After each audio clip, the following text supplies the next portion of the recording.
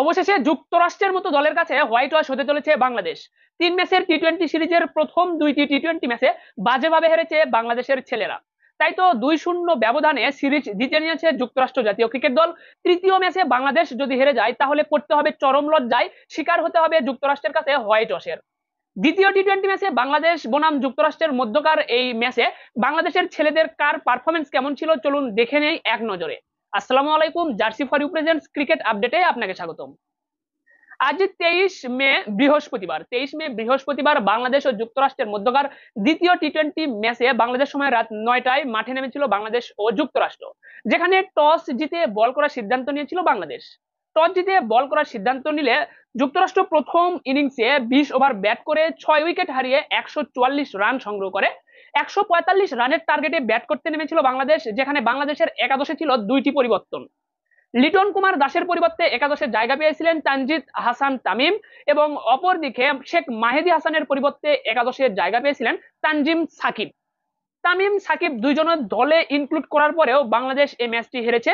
যাই হোক, প্রথম ইনিংসে 144 রান করেছিল যুক্তরাষ্ট্র, যেখানে 145 রানের টার্গেটে ব্যাট করতে নেমে 6 রানে হেরেছে বাংলাদেশের ছেলেরা। যাই হোক, আমরা চলুন দেখে নেই বাংলাদেশের ব্যাটসম্যানদের পারফরমেন্স প্রথমেই, যে কে কত রান করলো, এরপর দেখবো বোলারদের পরিসংখ্যান, সর্বশেষে কিছু আলোচনা করা হবে আজকের ম্যাচকে ঘিরে এবং বাংলাদেশের বিশ্বকাপ প্রস্তুতিকে ঘিরে। তো দ্বিতীয় ইনিংসে কিন্তু বাংলাদেশের হয়ে আজকে ম্যাচ ওপেন করতে এসেছিল তানজিদ হাসান তামিম ও সৌম্য সরকার। তো তানজিদ হাসান তামিম 15 বলে কিন্তু 19 রান করেছে, যেখানে একটি 6 একটি 4, 126 স্ট্রাইক রেটে ব্যাট করেছে।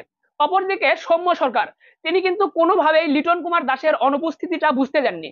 আজকের ম্যাচে যে লিটন দাস খেলছে না, এই অনুপস্থিতিটা, লিটনের অনুপস্থিতিটা কিছুতেই বুঝতে দেয়নি সৌম্য সরকার, যার কারণে 0 রানে আউট হয়েছেন সৌম্য সরকার। 0 রানে অর্থাৎ ডাক মেরেছেন, গোল্ডেন ডাক মেরেছেন সৌম্য সরকার। যেহেতু লিটন কুমার দাস নেই, তাই তো ওপেনিং যে আপনার ওপেনার যারা রয়েছেন তাদের মধ্যে একজনকে তো ব্যর্থ হতেই হবে। সেই জন্য লিটনের পরিবর্তে সৌম্য সরকার লিটনের দায়িত্বটা কিন্তু পালন করে দিয়েছে। এরপর নাজমুল হোসেন শান্ত, যিনি আজকে বাংলাদেশের ব্যাটসম্যানদের মাঝে সর্বোচ্চ রান সংগ্রাহক। বাংলাদেশের যে ব্যাটসম্যানরা 138 রান সংগ্রহ করেছে, তার মাঝে নাজমুল হোসেন শান্ত সর্বোচ্চ রান সংগ্রাহক। নাজমুল শান্ত 34 বলে 36 রান করেছেন, 2টি 4 একটি ছক্কা হাঁকিয়েছেন, যেখানে তার স্ট্রাইক রেট ছিল 105.88। বাংলাদেশের হয়ে সর্বোচ্চ রান করা নাজমুল হোসেন শান্ত, তার স্ট্রাইক রেট ছিল আজকে 105। এরপর তাওহিদ হৃদয় 21 বলে 25 রান করেছেন। প্রথম ম্যাচে 50 আদায় করে নিলেও দ্বিতীয় ম্যাচে কিন্তু 30 রান করতে পারেননি তাওহিদ হৃদয়। তো তাওহিদ হৃদয় 21 বলে 25 রান করেছেন, যেখানে একটি ছক্কা ছিল। 119.05 স্ট্রাইক রেটে ব্যাট করেছেন তাওহিদ হৃদয়। এরপর আসুন সাকিব আল হাসান, 23 বলে 30 রান করেছেন সাকিব, যেখানে 4টি 4 একটি ছক্কা রয়েছে সাকিবের ব্যাট থেকে। এখানে 130.43 স্ট্রাইক রেটে ব্যাট করেছে কিন্তু সাকিব আল হাসান। যদিও শেষ মুহূর্তে সাকিব আল হাসানের ম্যাচটা জিতিয়ে নিয়ে আসার কথা ছিল, তবে শেষ পর্যন্ত মাঠে থেকে দলকে জিতিয়ে নিয়ে আসতে পারেনি সাকিব আল হাসান। একজন অভিজ্ঞ ব্যাটসম্যানের থেকে অবশ্যই আমরা আশা করেছিলাম আজকের ম্যাচটা হয়তো বা সাকিব আল হাসানই ফিনিশিং করবে, কিন্তু সেটি কিন্তু শেষ পর্যন্ত হয়নি। এরপর মাহমুদুল্লাহ রিয়াদ, তিনি 4 বলে 3 রান করেছেন, 75 স্ট্রাইক রেট। তো আজকের ম্যাচে কিন্তু মাহমুদুল্লাহ রিয়াদ কোনোভাবেই পারফরমেন্স করতে পারেনি, অভিজ্ঞ ব্যাটসম্যান হিসেবেও ব্যর্থ হয়েছেন কিন্তু মাহমুদুল্লাহ রিয়াদ। তরুণ ব্যাটসম্যানরা যেখানে ব্যর্থ হয়েছে, সেখানে অভিজ্ঞরাও আজকে কিন্তু ব্যর্থ হয়েছে। সাকিব আল হাসান 30 রান করেছে, যেখানে স্ট্রাইক রেটটা কিন্তু খুবই মন্দ বলা চলে। তবে যে পিচে খেলা হচ্ছে বা যে মাঠে খেলা হচ্ছে, সেখানে কিন্তু আপনার এভারেজ স্কোরটা কিন্তু 150 থেকে 160-এর মাঝে হয়ে থাকে। তো সে অনুযায়ী কিন্তু ব্যাটিং আপনার স্ট্রাইক রেট যেটা, সেটা সাকিব আল হাসানের স্ট্রাইক রেট স্বাভাবিক বলতে পারেন, নাজমুল হোসেন শান্ত যেভাবে ব্যাট করেছে স্বাভাবিক বলতে পারেন, কিন্তু যুক্তরাষ্ট্রের বিপক্ষে আপনি ব্যাট করছেন, এটাও আপনাকে মাথায় রাখতে হবে, যাদের র্যাঙ্কিং 19 নম্বরে এবং আপনাদের র্যাঙ্কিং 9 নম্বরে। তো 19 নম্বরের র্যাঙ্কিং এর একটি দলের সাথে আপনি ব্যাট করছেন, সেখানে অবশ্যই আপনার স্ট্রাইক রেট 130+ তো অবশ্যই আশা করাই যায়। যাই হোক, এখানে কিন্তু জাকির আলী আনিক, তার হাতেও কিন্তু সুযোগ ছিল ম্যাচটা ফিনিশ করে নিয়ে আসার, কিন্তু জাকির আলী আনিকও ব্যর্থ হয়েছেন, 5 বলে 4 রান করে মাঠ ছেড়েছেন। অপরদিকে রিশাদ হোসাইন, শেষ পর্যন্ত রিশাদ হোসাইন কিন্তু মাঠে ছিল আপনার 19 ওভার 3 বল পর্যন্ত বাংলাদেশ ব্যাট করেছে, সেই 19 ওভার 3 বল পর্যন্তই মাঠে ছিল রিশাদ হোসাইন। তো রিশাদ কিন্তু আপনার 5 বলে 9 রান করেছেন, 2টি 4 হাঁকিয়েছেন, কিন্তু শেষ পর্যন্ত ম্যাচ জিতে নিয়ে আসতে পারেননি রিশাদ হোসেন।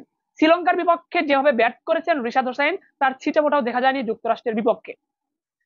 এরপর তানজিম সাকিব বোলার, তার থেকে আর কতই আশা করবেন। 2 বলে 0 রান করেছেন। শরীফুল ইসলাম 4 বলে 1 করেছেন। মোস্তাফিজুর রহমান 3 বলে 1 রান করেছেন। যেখানে ব্যাটসম্যানরাই ব্যর্থ হয়েছেন, সেখানে বোলারদের থেকে আপনি কতটাই রান আশা করছেন।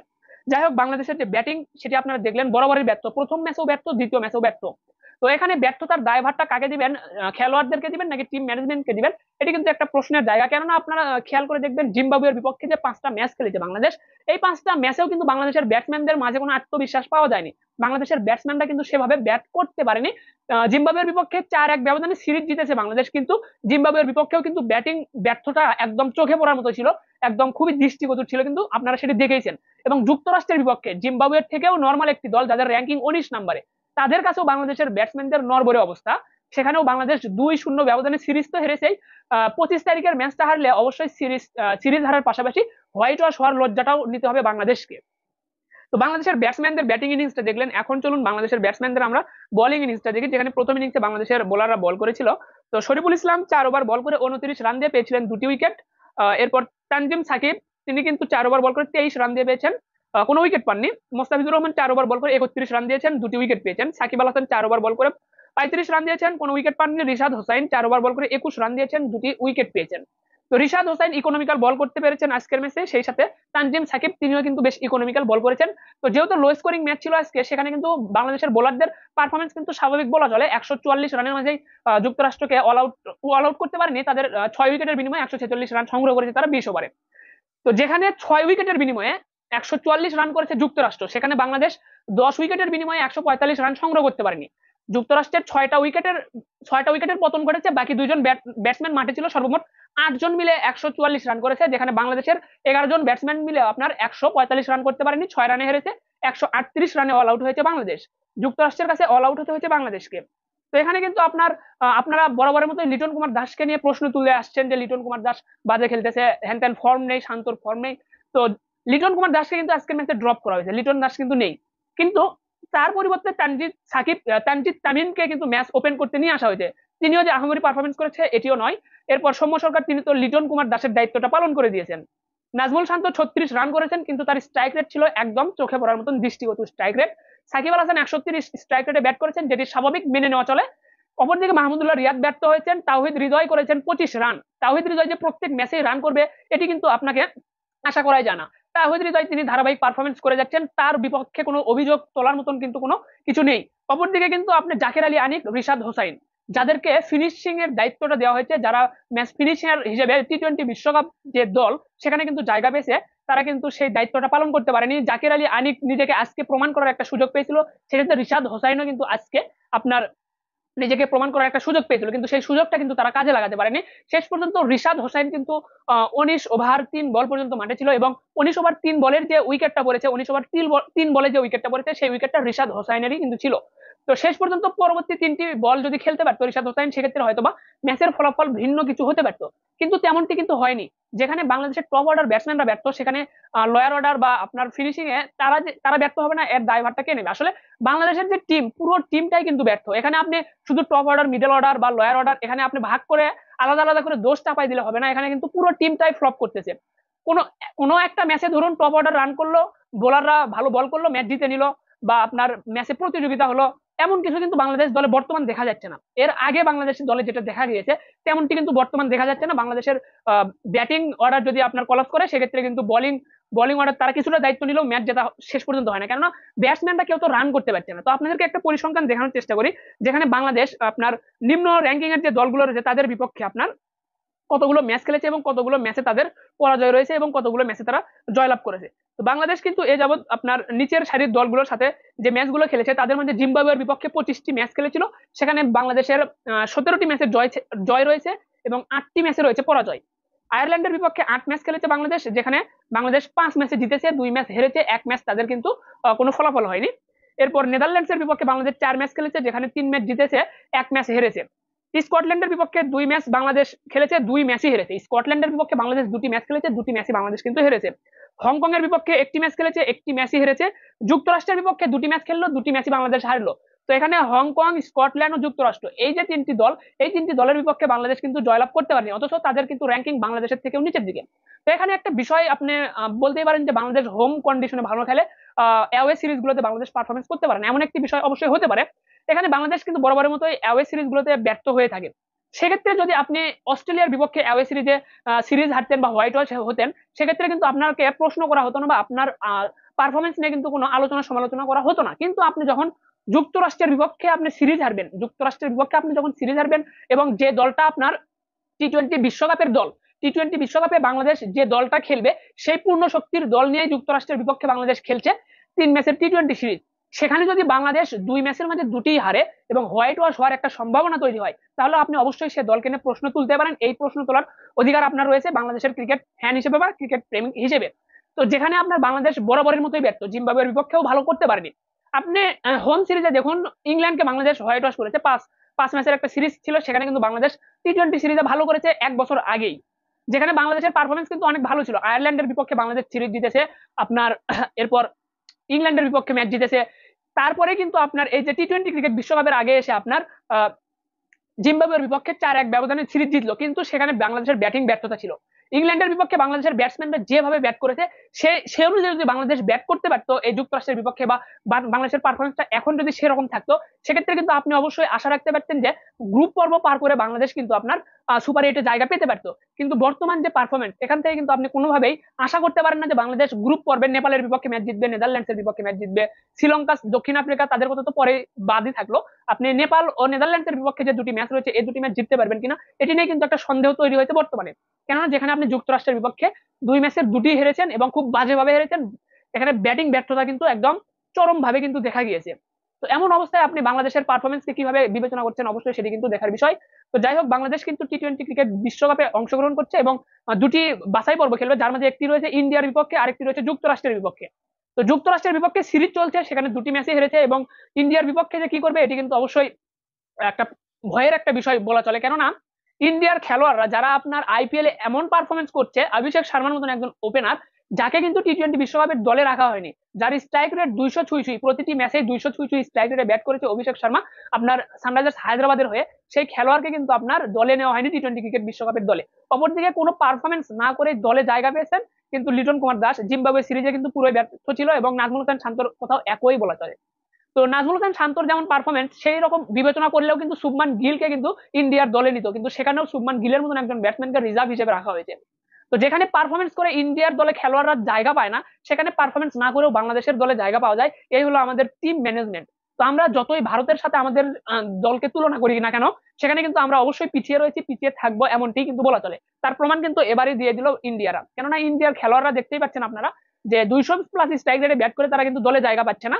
লোকেশ রাহুলের মতন ব্যাটসম্যান, যিনি এবারের আইপিএলে আপনার সেরা 10 জন রান সংগ্রাহকের মাঝে 6 নম্বরে অবস্থান করছে, সেই লোকেশ রাহুল কিন্তু দলে জায়গা পায়নি। অপরদিকে অভিষেক শর্মার কথা তো বললামই। এরকম ব্যাটসম্যানরা কিন্তু রয়েছে যারা কিন্তু পারফরমেন্স করেও দলে জায়গা পাচ্ছে না। অপরদিকে বাংলাদেশের যারা রয়েছেন, জাতীয় দলে কোনো পারফরমেন্স নেই, আপনার এই যে ঘরোয়া টুর্নামেন্ট গুলো রয়েছে সেই হিসাবগুলো তো বাদই দিলাম, তো আপনার জাতীয় দলের যে পারফরমেন্স, সেখানেও তাদের একদম বাজে অবস্থা, তারপরেও তারা দলে জায়গা পাচ্ছে। তো এই ছিল কিন্তু সর্বশেষ অবস্থা বাংলাদেশ দলে। তো যাই হোক, বাংলাদেশ টি-20 বিশ্বকাপে অংশগ্রহণ করছে অবশ্যই। আমরা কিন্তু ম্যাচ দেখবো। বাংলাদেশ আজকের ম্যাচটা হারছে, তার আগের ম্যাচটাও হারছে। প্রথম ম্যাচ হারার পরেও আমরা বলেছিলাম ম্যাচ দেখবো না, তারপরেও দেখেছি। শেষ ম্যাচটাও আমরা অবশ্যই টিভির সামনে বসবো, আমাদের লজ্জা নেই। কেননা তারা যে ম্যাচ হারতেছে তাদের লজ্জা থাকলো, আমাদের লজ্জা নেই, আমরা কিন্তু খেলা দেখেই যাবো। তো যাই হোক, টি-20 ক্রিকেট বিশ্বকাপে বাংলাদেশের অফিসিয়াল ডিজাইনের জার্সি পেয়ে যাচ্ছেন আমাদের কাছ থেকে। তো আপনারা যদি টি-20 ক্রিকেট বিশ্বকাপে বাংলাদেশের অফিসিয়াল ডিজাইনের জার্সিতে নিজের নাম, পছন্দের জার্সি নাম্বার সহ পেতে চান, অবশ্যই যোগাযোগ করুন স্ক্রিনে দেওয়া নাম্বারে।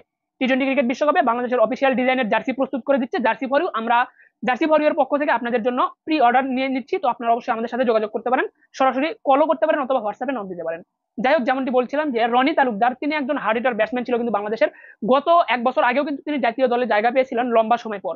জাতীয় দলে জায়গা পেয়েও রনি তালুকদার কিন্তু বেশ ভালো পারফরমেন্স করতেছিল, যার সুবাদে সেই রনি তালুকদারকে ওয়ানডে দলেও ডাক দেওয়া হয়েছিল। কিন্তু এরপরে বিপিএল এ পারফরমেন্স করতে না পারার কারণে রনি তালুকদারকে কিন্তু জিম্বাবুয়ে সিরিজে জায়গা দেওয়া হয়নি, জিম্বাবুয়ে সিরিজে তাকে রাখা হয়নি। এরপর আপনার এই যে বিশ্বকাপের দলে তো নেই, যুক্তরাষ্ট্রের বিপক্ষেও নেই। তো লিটন কুমার দাসকে আপনি যেভাবে সুযোগ দিচ্ছেন একের পর এক, নাজমুল শান্তকে যেভাবে সুযোগ দিচ্ছেন, নাজমুল শান্তকে সেই আপনার 17 সাল থেকে সুযোগ দিয়ে নিয়ে আসা হচ্ছে। 17 সালের দিকে যখন নাজমুল শান্তর অভিষেক হয়, 17-18 সালের দিকে, সেই নাজমুল শান্ত তো সেই থেকে সুযোগ পেয়ে আসতে এখন হলো 24 সাল। 17-18-তে নাজমুল শান্ত আপনার এশিয়া কাপের দলে জায়গা পেয়েছিল, তখন থেকে তাকে সুযোগ দেওয়া হচ্ছে, তাকে তৈরি করা হচ্ছে। আয়ারল্যান্ডের বিপক্ষে নিজেকে প্রমাণ করেছে, ইংল্যান্ডের বিপক্ষে ঘরের মাঠে পারফরমেন্স করেছে, যার কারণে নাজমুল হোসেন শান্তর কাছে অনেকে ক্ষমাও চেয়েছে। তারপরে আবারও ফর্ম হারিয়ে ফেলেছে নাজমুল হোসেন শান্ত। বাংলাদেশের খেলোয়াড়রা আপনার বিজ্ঞাপন নিয়ে যতটা ব্যস্ত, অতটা সিরিয়াস অবশ্যই তাদের খেলার প্রতি হওয়া দরকার ছিল বলে আমি মনে করি। তবে আপনারা এখানে প্রশ্ন রাখতে পারেন সাইফুদ্দিন, মেহেদী হাসান মিরাজকে নিয়ে আলোচনা যেটা হচ্ছে, যে তাদেরকে নিলে হয়তো বা অনেকটাই ভালো হতো। যেখানে আপনার অভিজ্ঞ খেলোয়াড়রাই ব্যর্থ হয়েছে, সেখানে সাইফুদ্দিন, মেহেদী, মিরাজ তারাই যে কতটা সফল হতো এটিও কিন্তু আপনাকে ভাবতে হবে। কেননা মাহমুদুল্লাহ রিয়াদ, সাকিব আল হাসান তারাও যে খুব সুবিধা করতে পারছে যুক্তরাষ্ট্রের মতো দলের বিপক্ষে, তেমনটিও কিন্তু নয়। সকলেই যেখানে ব্যর্থ, সেখানে আপনি এই সাইবুদ্দিন ও মেহেদী হাসান মিরাজ তাদেরকে নিয়ে আলোচনা করাটা অনেকটাই অনর্থক হবে বলে আমি মনে করছি। মেহেদী হাসান মিরাজের সাথে অনেকটাই খারাপ হয়েছে, এটি অবশ্যই মানতে হবে, সকলকেই মানতে হবে যে মেহেদী হাসান মিরাজ তিনি টি-20 বিশ্বকাপের জায়গাটা অবশ্যই ডিজার্ভ করেন, তাকে অবশ্যই টি-20 ক্রিকেট বিশ্বকাপে বিবেচনা করা উচিত ছিল। যেভাবে মেহেদী হাসান মিরাজ আশা জাগাচ্ছিলেন, কখনো টপ অর্ডারে ব্যাট করছেন, কখনো লোয়ার অর্ডারে, কখনো মিডল অর্ডারে, মেহেদী হাসান মিরাজকে যেভাবে ব্যবহার করা হয়েছে গত টি-20 ক্রিকেট বিশ্বকাপে এবং এশিয়া কাপে, যার কারণে মেহেদী হাসান মিরাজ কিন্তু তার নিজের ব্যাটিং পজিশনটাই কিন্তু নির্ধারিত করতে পারেনি। আর এই মেহেদী হাসান মিরাজকে এমন ভাবে ব্যবহার করার পরে যে তাকে ছুড়ে ফেলে দেওয়া হবে, টি-20 ক্রিকেট বিশ্বকাপের দলে যাকে তাকে রাখা হবে না, এমনটি কিন্তু আশা করাই যায় না। তো মেহেদী হাসান মিরাজের সাথে অবশ্যই অবিচার হয়েছে, এটা আমরা মানতেছি। কিন্তু বর্তমান দলের যে কন্ডিশন, যে অবস্থা, এই অবস্থায় আপনি মেহেদী হাসান মিরাজের আলোচনা করে কতটা আপনি সঠিক হবে, এটি আমি আপনাদের কাছে প্রশ্ন রাখতে চাচ্ছি। কেননা বাংলাদেশের পুরো দলই যেখানে ব্যর্থ, সেখানে মেহেদী হাসান মিরাজ আর সাইফুদ্দিন আসে কি আপনাকে ম্যাচ জিতে দিতে পারবে এমন সম্ভাবনা বা আপনি এমন নিশ্চয়তা তো দিতে পারবেন না। তো আমাদের আসলে মূল দলেই সমস্যা, মূল দলেই সমস্যা, টিম ম্যানেজমেন্টের সমস্যা রয়েছে, যেখানে খেলোয়াড়রা আবেগের বশে অবসর নিয়ে নেয়, যেখানে খেলোয়াড়রা অভিমান করে অবসর নিয়ে নেয়, রাগ করে অবসর নিয়ে নেয়। তো এমন বিষয়গুলো কিন্তু বাংলাদেশ দলে চলছে, রাজনীতি চলছে, একজন খেললে আরেকজন খেলবে না, একজন দলে থাকলে আরেকজন থাকবে না, দুইজন যদি থাকে তাহলে তাদের মাঝে দোহাসি লাগে। তো বাংলাদেশের খেলোয়াড়রা তারা দেশের জন্য খেলবে, এখানে তাদের ব্যক্তিগত রেষারেষিকে কেন্দ্র করে তারা কিন্তু বাংলাদেশ দলকে একটা বিপদের মুখে ফেলে দিয়েছে। বাংলাদেশের বর্তমানে কোনো ওপেনার ঠিক নেই, আপনার টপ অর্ডার ব্যাটসম্যানরা ঠিক নেই, পেস ইউনিটে যে নেতৃত্ব দিবে এমন যে আপনার পেস ইউনিট এমনটাও নেই। তো আসা যাওয়ার মাঝে চলছে, যেমনটা আপনার শামীম হোসেন পাটোয়ারি এর আগে অভিষেক ম্যাচে জিম্বাবুয়ের বিপক্ষে 10 ম্যাচে 34 রান করেছিল, কিন্তু যার কারণে আপনার এই শামীম পাটোয়ারিকে নিয়ে যে একটা হাইপ সৃষ্টি হয়েছিল বাংলাদেশে, টানা একটি হাইপ যে শামীম হোসেন পাটোয়ারি বাংলাদেশের পরবর্তী সুপারস্টার হতে চলেছে, কিন্তু দুই দুই সিরিজ পরে কিন্তু সেই শামীম হোসেন পাটোয়ারিকে খুঁজে পাওয়া গেল না। টি-20 বিশ্বকাপও খেলে ফেলেছে সেই শামীম হোসেন পাটোয়ারি, 2021 টি-20 ক্রিকেট বিশ্বকাপ, এরপরে কিন্তু আর শামীম হোসেন পাটোয়ারিকে খুঁজে পাওয়া গেল না। বর্তমানে জাকির আলী আনিককে নিয়ে একটা হাইপ সৃষ্টি হয়েছে, জাকির আলী আনিক, রিশাদ হোসেন, রিশাদ আপনার শ্রীলঙ্কার বিপক্ষে যেভাবে ম্যাচ খেলেছে, যেভাবে পারফরমেন্স করেছে, তাতে কিন্তু তাকে নিয়ে হাইপ সৃষ্টি হওয়াটা স্বাভাবিক। কিন্তু সেই রিশাদ হোসেনও কিন্তু নিজেকে খুঁজে পাচ্ছে না ব্যাটে বলে যুক্তরাষ্ট্রের মতন দলের বিপক্ষে, জাকির আলী আনিক নিজেকে প্রমাণ করতে পারছে না। তো এমন ভাবেই কিন্তু চলছে, একের পর এক আসা যাওয়ার মাঝে কিন্তু তাদেরকে আপনার বাংলাদেশ দলের বর্তমান অবস্থা চলছে। তো আবিব হোসেন ধ্রুবকেও কিন্তু আপনার 2019 ওয়ানডে বিশ্বকাপের পর রানিং রেখেছিল, প্রতিটি ম্যাচে আবিব হোসেন ধ্রুব বাংলাদেশের দলে ছিল, অথচ ওয়ানডে বিশ্বকাপের দলে 2023 ওয়ানডে বিশ্বকাপের দলে আবিব হোসেনকে দলে পাওয়া গেল না। যে আবিব হোসেন ধ্রুব 19 ক্রিকেট বিশ্বকাপের পর থেকে ওয়ানডে দলে, টি-20 দলে নিয়মিত মুখ ছিল, সেই আবিব হোসেন ধ্রুবকে কিন্তু আপনারা ওয়ানডে দলে রাখলেন না। তাহলে আবার সেই আবিব হোসেন ধ্রুবকে আপনি তাহলে 19 থেকে 23 সাল পর্যন্ত কিভাবে টানে নিয়ে আসলেন, নিয়ে এসে আপনি বিশ্বকাপের আগে ছুড়ে ফেলে দিলেন? তো এমন ভাবেই কিন্তু চলছে, যেখানে কিন্তু আসলে জবাবদিহিতার কোনো জায়গা নেই। বাংলাদেশের খেলোয়াড়রা বিজ্ঞাপন নিয়ে ব্যস্ত এবং নিজেদের ব্যক্তিগত জীবন নিয়ে তারা ব্যস্ত, তারা কিন্তু পারফরমেন্স করতে পারছে না, একের পর এক ব্যর্থ তারা। কোনো একটা ব্যাটসম্যান নিয়ে যার উপর নির্ভর করতে পারবেন আপনি, যে এই ম্যাচে রান করেনি পরের ম্যাচে সে অবশ্যই রান করতে পারে, এমন কোনো ব্যাটসম্যান কিন্তু বাংলাদেশে নেই। তো বাংলাদেশের এই যে দ্বিতীয় ম্যাচে পরাজয়ের পর কিন্তু ইমরুল কায়েস একটি পোস্ট করেছিল, তো সেই পোস্টটা আপনাদেরকে অবশ্যই আমরা দেখানোর চেষ্টা করব। তো ইমরুল কায়েস এই পোস্টের মাধ্যমে কি বুঝাতে চেয়েছে এটি কিন্তু আমরা একটু নিজেরাও শিওর না, তো আপনারা অবশ্যই বলবেন যে ইমরুল কায়েসের এই পোস্টটাতে তিনি কি বোঝাতে চেয়েছেন।